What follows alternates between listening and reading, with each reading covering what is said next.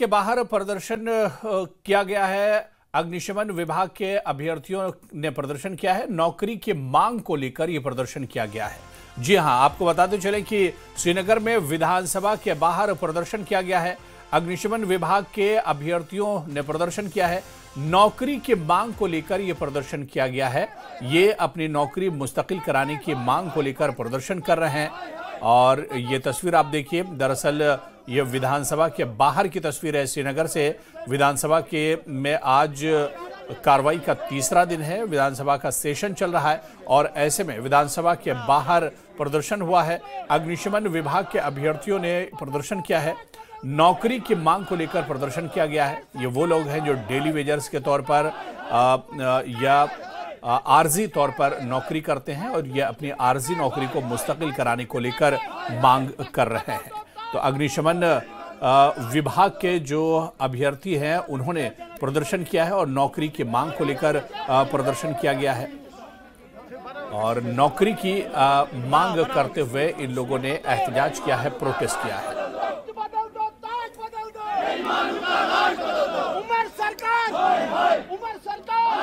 उमर सरकार, एलजी सरकार, fire service department, तख्त बदल दो, ताज बदल दो।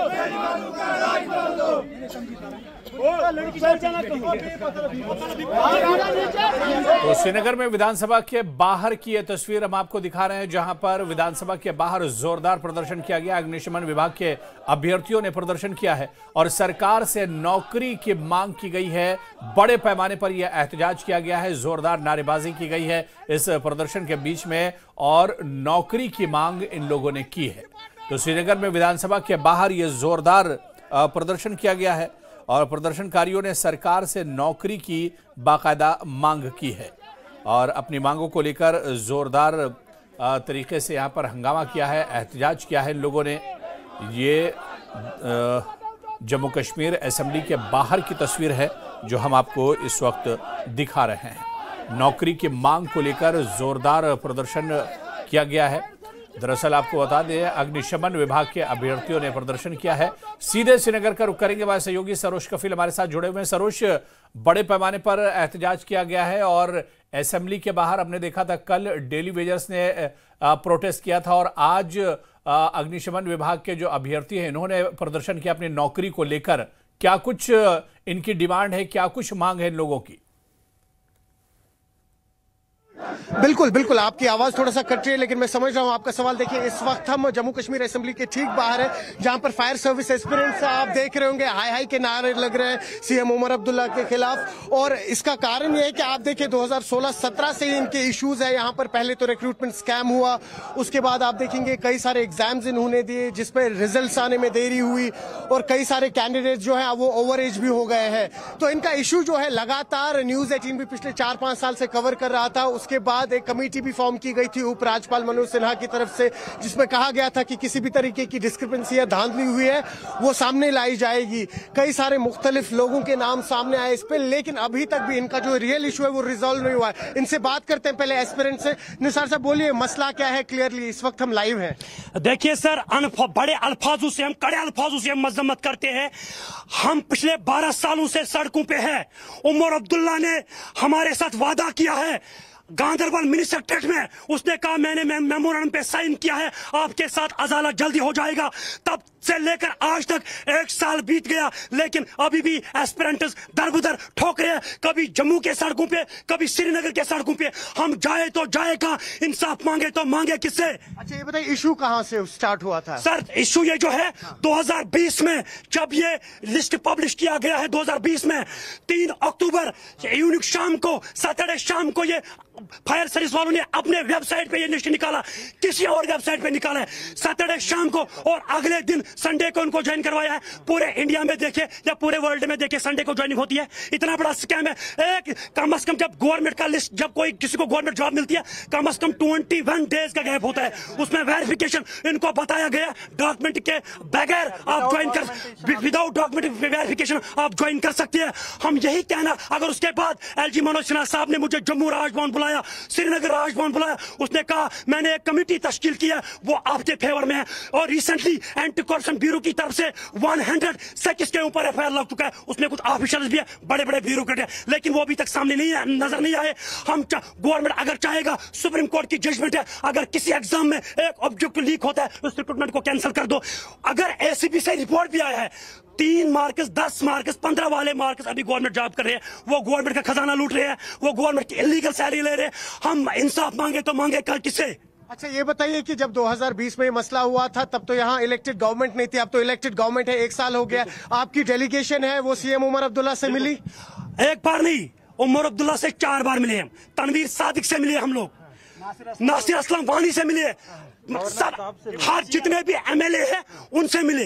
वो यही कहते हैं कि ये हमारे हाथ में नहीं आता है होम डिपार्टमेंट, बट हमने बड़ी अक्सरियत से इनको एनसी को जिताया है। असेंबली में वो इस इशू को रेज नहीं करेंगे, वो एक मेमोरेंडम एलजी को नहीं भेजेंगे, वो हमारे इस प्रोटेस्ट में शिरकत नहीं बनेंगे। हमें सरकार गिराना भी आता है, सरकार बनाना भी आता है।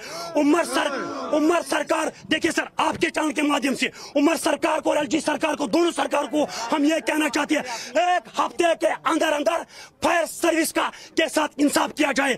अगर नहीं, इससे बड़े बड़े प्रदर्शन आपको देखने को मिलेंगे, हम किसी हद तक भी जा सकते हैं और हमें इंसाफ चाहिए। तो ये सुना आपने किस तरह से इनके इश्यूज है, हमने कल ही देखा, आपको भी याद होगा कि डेली वेजेस ने इसी जगह पे प्रोटेस्ट किया था, उसके बाद आज फायर एस्पिरेंट्स उमर सरकार के हाय हाय नारे लगा रही है। साथ ही आपको याद दिला दें कि तीसरा जो सबसे बड़ा इशू है वो इस वक्त स्टूडेंट्स के हवाले से है, जहां पे वो रैशनलाइजेशन ऑफ रिजर्वेशन की बात करें, ओपन मेरिट स्टूडेंट्स। तो ऐसे 3-4 मसले हैं जो इस वक्त काफी ज्यादा बड़े हैं यहाँ पर, और अब इस वक्त असेंबली का सेशन भी चल रहा है। अब आप देखिए, इन लोगों का कहना सही है कि चलिए इस टाइम यहाँ पे जब ये मसला हुआ था तब यहाँ पे कोई इलेक्टेड गवर्नमेंट नहीं थी, लेकिन एटलीस्ट इलेक्टेड गवर्नमेंट के कुछ रिप्रेजेंटेटिव्स आके आज हमारे साथ बैठ सकते हैं और ये कम से कम उससे हमें आश्वासन मिलता। और ये भी कहा कि आने वाले 1 हफ्ते में अगर इनकी बात नहीं सुनी गई तो ये लोग बहुत बड़े प्रोटेस्ट करेंगे लाल चौक के इलाकों के आसपास।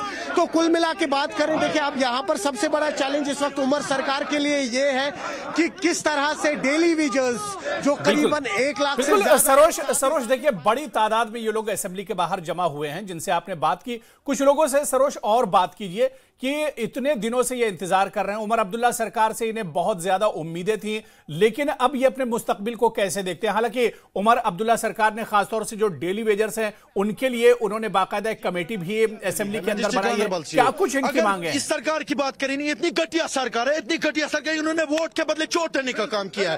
शर्म की बात है, वोट के बदले इन्होंने चोट देने का काम किया है और नौजवानों का इन्होंने भविष्य 70 साल सिखाया है। आज से ही नहीं, अगर एलजी मनोज सिन्हा की बात करें, वो भी ऐसे ही निकले, वो दूध के दुले नहीं है। उन्होंने स्कैम पे स्कैम, स्कैम पे स्कैम, स्कैम पे स्कैम, हर एक बार इन्होंने जम्मू कश्मीर में स्कैम करवाए ताकि जम्मू कश्मीर का नौजवान मजबूर हो जाए गलत रास्ता इख्तियार करने पर। कई सारे जो एस्पिरेंट्स हैं अब वो ओवर एज हो चुके हैं। ओवर एज क्या, बूढ़े हो चुके हैं? ओवर एज क्यों अंग्रेजी में बोल रहे हो? उर्दू में मैं बात बोलो। इनको उर्दू क्या, अंग्रेजी क्या, कश्मीरी को कुछ भी समझ में नहीं आ रहा है। इलिटरेट बंदे लगाए हुए हैं उधर जो सरकारी खजाने को लूट रहे हैं। तो वो खजाना कौन दे रहा है? वो टैक्स कहां से आ रहा है? वो पब्लिक दे रही है। मरकजी सरकार क्या कर रही है? ना पूछताछ ना कुछ, सिर्फ नौजवानों के खिलाफ PSA लगाओ। अगर नौजवान सच की आवाज उठाएगा उसको या तो लॉकअप के अंदर लगाओ या तो उसका जबान बंद करवाओ। सरोज यहां पर देखिए, इन लोगों की बात सुनने से पहले यह भी समझना होगा कि 2016 से अब तक आखिर क्या कुछ हुआ है। सरोज इस बारे में, क्योंकि साल 2016 के बाद से आप देखिए ये सरकार बनी और उसके बाद इनकी बहुत सी उम्मीदें थी, लेकिन अब तक इनके साथ क्या कुछ होता रहा है? क्योंकि पुरानी सरकारें भी सिर्फ वादे करती रही हैं और इनके वादे एक तरह से वफा नहीं हुए। तो साल 2016 से लेकर 2025 तक अब ये अपने आप को एक तरह से ठगा हुआ महसूस कर रहे हैं। बिल्कुल सही कह रहे हैं, बिल्कुल ठगा हुआ महसूस कर रहे हैं, क्योंकि जितनी भी यहाँ गवर्नमेंट्स आई, भले इलेक्टेड गवर्नमेंट्स थी या नॉमिनेटेड यहाँ पे पदों पे लोग बैठे, ये कह रहे हैं कि हमें हर जगह से ही बेट्रेल मिला है, धोखा मिला है। और इनका ये कहना है कि जब हम गवर्नमेंट बना सकते हैं तो हम गवर्नमेंट गिरा भी सकते हैं। और कहीं ना कहीं जो इनका इशू है पिछले 7-8 साल से कंटिन्यू चल रहा है, और अब कई सारे लोग हैं उनकी एज भी अब एलिजिबल नहीं है, तो कहीं ना कहीं मेरिट होल्डर्स थे ये लोग। मानिए जो 3 पॉइंट लेके 15 पॉइंट लेके आज जॉब कर रहे हैं, ये लोग तो ओपन मेरिट में थे, इन लोगों के तो मार्क्स भी उनसे ज्यादा थे, फिर भी इनको कहीं ना कहीं अपॉर्चुनिटीज नहीं मिली। लेकिन अब यहाँ पर यह होता है कि उम्मीद यहाँ जगती है कि अब यहाँ एक इलेक्टेड गवर्नमेंट थी, तो इलेक्टेड गवर्नमेंट कहीं ना कहीं शायद इनका मुतालबा है सुनती और इनके इश्यूज को रिजॉल्व करती। लेकिन इलेक्टेड गवर्नमेंट भी लगता है टस से मस नहीं हो रही है, जिसके कारण इनके इश्यूज भी इस वक्त तनख्वाह की बात कर रहे हैं वहाँ पे। अगर कल एमएलए कह रहे हैं कि हमारी तनख्वाह 2.25 लाख से 3 लाख। वही बात मैं यहाँ पे बताना चाहता हूँ।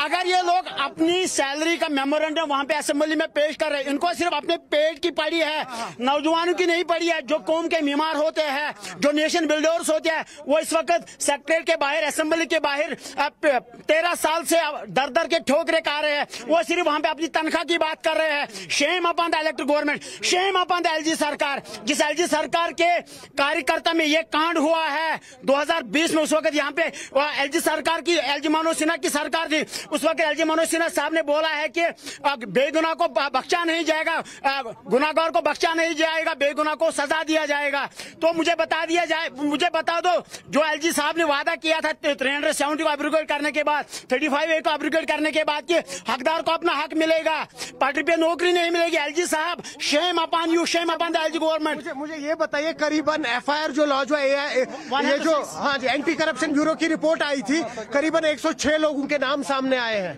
कहाँ है सर, कहाँ है? अच्छा, दिखाइए ना, फेक है, किस लिस्ट में है? वो भी कथनी से नहीं होता है, करनी से होता है। ठीक है, इस डिपार्टमेंट का काम है आग बुझाना। इन्होंने नौजवानों के भविष्य पे और तालीम पे आग लगा दी। शर्म के बात है। तो आप देख रहे हैं कि मसला जो है काफी बड़ा है। अब यहाँ पर चैलेंज इस वक्त इलेक्टेड गवर्नमेंट यानी सीएम उमर अब्दुल्ला पे है कि किस तरह से वो हैंडल करेंगे। जिस तरह से मैं आपसे अभी कह रहा था, कई सारे चैलेंज है। कल इसी जगह पे हमने ठीक असेंबली के बाहर देखा कि डेली वेजर्स ने किस तादाद में प्रोटेस्ट किया, और आज फायर सर्विस एस्पिरेंट्स।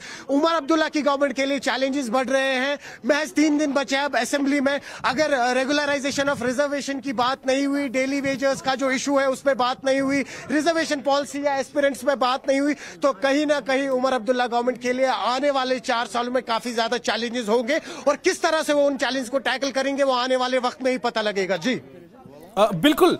अब सरोज, जाहिर सी बात है कि कहीं ना कहीं उमर अब्दुल्ला सरकार पर भी एक तरह से प्रेशर है, और इसके अलावा आप देखिए कि ये लोग जिनकी आप बात कर रहे थे, जिनसे भी आप बात कर रहे थे, इन्होंने कई साल पहले एक तरह से परीक्षा दी थी, और जिस तरह से आपने बताया कि ये टॉपर से एक तरह से थे, और काफी मेहनत के बाद ये यहां तक पहुंचे थे, लेकिन फिर भी इन्हें नौकरी नहीं मिली। तो जो बात हम कर रहे थे कि ये अपने आप को दरअसल बहुत ठगा हुआ महसूस कर रहे हैं, और जिस तरह से आप बता रहे थे कि कई लोग तो ऐसे हैं जिनकी एज भी निकल चुकी है। बिल्कुल, और उतना ही नहीं, आप देखिए अभी एंटी करप्शन ब्यूरो की एक रिपोर्ट भी आई थी जिसमें उन्होंने 106 नाम लिए थे उन लोगों के जो इस पूरे स्कैम में इन्वॉल्व थे। लेकिन कहां है वो रिपोर्ट? आपने खुद अभी एस्पिरेंट से सुना, वो रिपोर्ट जो है वो पब्लिक क्यों नहीं की गई? कौन से ऐसे नाम थे उसमें? क्या कोई एडमिनिस्ट्रेटर्स थे, कोई फॉर्मर पॉलिटिशियंस थे? तो कहीं ना कहीं आप देखिए, साथ ही साथ सीएम उमर अब्दुल्ला की गवर्नमेंट का ये भी वादा था, अगर आपको याद हो उनके मैनिफेस्टो में लास्ट ईयर 1 लाख जॉब्स देंगे। यहां पर तो अगर इन लोगों के इशू पहले रिजॉल्व हो जाते, तब हम फर्दर आगे बात करते कि किस तरह से बाकी लोग जो है उनको जॉब्स दी जाए। अच्छा, ये एक बहुत इंपॉर्टेंट पॉइंट है। अब यहाँ पर आप देखिए, चले ठीक है, जितना भी ये स्कैम हुआ उस टाइम पे यहाँ पर जो भी हुकूमत थी, एनसी गवर्नमेंट नहीं थी, उसके बाद उपराज्यपाल के वक्त पे कमेटी भी फॉर्म हुई, एक रिपोर्ट भी सामने आई। बट इनका इतना ही कहना है कि एटलीस्ट नेशनल कॉन्फ्रेंस की तरफ से भले ही सीएम नहीं, लेकिन मिनिस्टर नहीं, एक एमएलए आके इनके साथ इस वक्त इस धरने पे बैठे, ताकि इनको एक आश्वासन मिले कि हमारी भी आवाज कोई सुन रहा है। क्योंकि यही वो लोग हैं जिन्होंने इस गवर्नमेंट को इस बार मेजॉरिटी में वोट दिया, और ये कह रहे हैं कि अगर हमारा इशू रिजॉल्व नहीं हुआ, आने वाले 1 हफ्ते में ये प्रोटेस्ट जो है और ज्यादा पेस पकड़ेंगे, और साथ ही साथ इनमें इतनी ताकत है कि इस हुकूमत को गिरा भी सकते हैं। सरोज, इन लोगों की नाराजगी से पहले दरअसल इसका जो पूरा बैकग्राउंड है उसे भी समझना होगा कि किस ओहदे के लिए इन लोगों ने परीक्षा दी थी, कब इन्होंने दरअसल ये कौन सा एग्जाम था, कौन सा टेस्ट था जो दिया था, रिजल्ट इसका कब आया था, इसमें फिर गड़बड़ी या जो घोटाले की बात कही जा रही वो किस तरह से एक तरह से सामने आया था, और अब इनकी क्या कुछ डिमांड है इतने साल गुजरने के बाद। तो ये तमाम चीजें भी सरोज समझनी होंगी। बिल्कुल, देखिए अब आपको बताऊं, जो भी अभी हम देख रहे हैं इस वक्त उनको भी बताते चलें कि ये मसला जो है 2016-17 में लगभग ये फायर एस्पिरेंट्स जो है इन्होंने एग्जाम्स दिए थे। एग्जाम्स थे फायर सर्विस डिपार्टमेंट में, पोस्ट खुली हुई थी और कोई ऐसी बहुत बड़ी पोस्ट नहीं थी, administrative post. Fire and emergency में जो फायर फाइटर्स होते हैं उनकी पोस्ट के लिए इन्होंने अप्लाई किया था। तो अब आप सोचे, आज से 10 साल पहले, 12 साल पहले ये 30 की एज थी इन एस्पिरेंट्स की। उसके बाद क्या हुआ, जो ही रिजल्ट बाहर आया, जिस तरह से आपने सुना सैटरडे रात में रिजल्ट बाहर आया, और जो रिक्रूट किए गए इस फायर एंड इमरजेंसी डिपार्टमेंट में, पहले तो वो मेरिट होल्डर्स नहीं थे, उनके नंबर 3 आए थे, 15 नंबर्स आए थे। मतलब आप 100 नंबर में से बात कर लीजिए तो एटलीस्ट 33 नंबर जो है वो पासिंग मार्क्स होते हैं। नंबर 15 वाला बंदा जो है वो आज जॉब कर रहा है, और इन तमाम लोगों को जॉब किस दिन दी गई थी? इनको संडे को डिपार्टमेंट में बुलाया गया था और इनको अपॉइंटमेंट लेटर्स दी गई थी। हालांकि संडे को कोई अपॉइंटमेंट लेटर्स नहीं दी जाती है, गवर्नमेंट के जो इदारे होते हैं वो संडे को फंक्शन नहीं करते। तो हश हश में जब ये सारा केस हुआ, उसके बाद जब इन एस्पिरेंट्स को पता लगा ये मेरिट होल्डर्स थे, इन लोगों ने पूरा मन प्रोटेस्ट करना शुरू किया अक्रॉस जम्मू एंड कश्मीर। उसके बाद यहां पर गवर्नमेंट टूटी, आप खुद जानते हैं, एब्रिगेशन हुआ, लेकिन फिर कहीं ना कहीं जब इनको अपॉर्चुनिटी मिलती थी ये लोग प्रोटेस्ट करते थे। उसके बाद उपराज्यपाल मनोज सिन्हा के पास इनकी एक कमेटी गई, इन्होंने कमेटी वहां पर फॉर्म की, एक आश्वासन दिया गया कि इन लोगों को वापस से रिक्रूट किया जाएगा, लेकिन वैसा कुछ भी नहीं हुआ। इनफैक्ट एसीबी ने जब केस सामने डाला, जिस तरह से मैं आपसे कह रहा था, 106 लोगों का नाम सामने आया जिनने धांधली की थी इसमें, और उसके बाद 2016-17 से लेके अभी तक इनका इशू रिजॉल्व नहीं हुआ। हालांकि तब पीडीपी की हुकूमत हुआ करती थी यहां पर, उसके बाद एलजी मनोज सिन्हा ने भी इन्हें आश्वासन दिया, और अब सीएम उमर अब्दुल्ला की गवर्नमेंट है, और इनको प्रोटेस्ट करने से भी मना किया था एक वक्त के लिए। लेकिन अब जाके, जबकि यहाँ इलेक्टेड गवर्नमेंट है, अब इनकी एज भी निकल चुकी है, तो यही चाह रहे हैं कि किसी भी तरीके का कंपनसेशन, और इनका कंपनसेशन क्या होगा, मुआवजा क्या होगा? आप पैसे तो दे नहीं सकते इन्हें, एटलीस्ट जो भी एलिजिबल है उन्हें आप रिक्रूट करें फायर एंड इमरजेंसी डिपार्टमेंट में। तो ये सारा मामला था, बेसिकली ये एक स्कैम हुआ था जिसमें जो डिजर्विंग कैंडिडेट्स नहीं थे उनको नौकरियां मिली थी।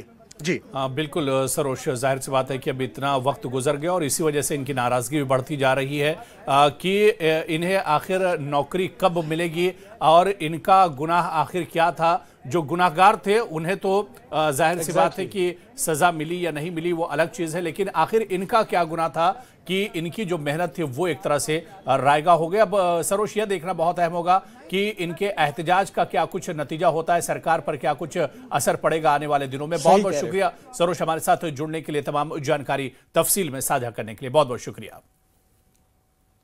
तो श्रीनगर में विधानसभा के बाहर ये प्रदर्शन हो रहा है। अग्निशमन विभाग के अभ्यर्थियों ने प्रदर्शन किया है और नौकरी की ये मांग कर रहे हैं। साल 2016-17 में दरअसल इन्होंने एग्जाम दिया था और उसके बाद से ही ये पूरा मामला, दरअसल इसमें घोटाला सामने आया था और उसके बाद से ही ये मामला दरअसल एक तरह से तूल पकड़ता जा रहा है और ठंडे बस्ते में चला गया था।